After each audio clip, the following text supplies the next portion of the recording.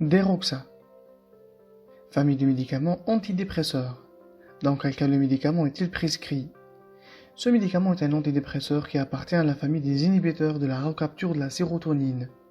Il est utilisé dans le traitement des états dépressifs, du trouble obsessionnel compulsif, des attaques de panique, de certaines manifestations de l'anxiété, anxiété généralisée, phobie sociale, état de stress post-traumatique. Mode d'emploi et posologie du médicament. Ce médicament doit être pris de préférence le matin, au cours du petit déjeuner. Les comprimés doivent être avalés plutôt que croqués. La suspicion buvable doit être agitée avant chaque prise. Posologie usuelle. Chez l'adulte de plus de 18 ans, en cas d'état dépressif, manifestation de l'anxiété, 20 mg par jour, soit un comprimé ou 10 ml de solution buvable par jour. La dose peut être augmentée si nécessaire jusqu'à 50 mg par jour. En cas de trouble obsessionnel compulsif, attaque de panique, 40 mg par jour, si nécessaire jusqu'à 60 mg par jour.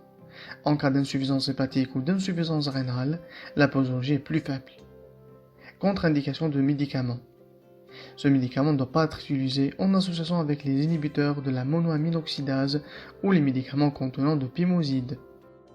Fertilité, grossesse et allaitement. Pour la grossesse, cet antidépresseur ne doit pas être utilisé pendant la grossesse que s'il est strictement nécessaire.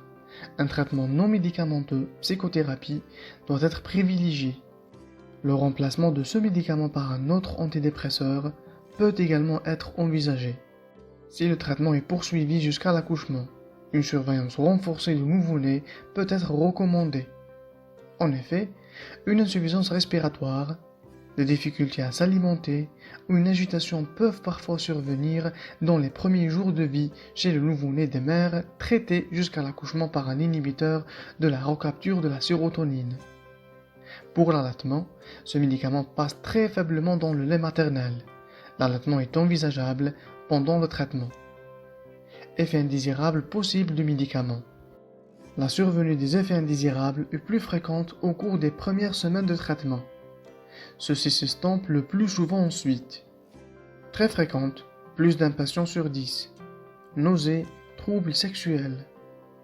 Fréquent, diminution de l'appétit, somnolence ou au contraire insomnie, rêves anormaux, cauchemars, sensations vertigineuses, tremblements, maux de tête, manque d'attention, vision trouble, bâillement, vomissements, constipation, diarrhée, sécheresse buccale, transpiration excessive, fatigue, prise de poids, augmentation du taux de cholestérol dans le sang.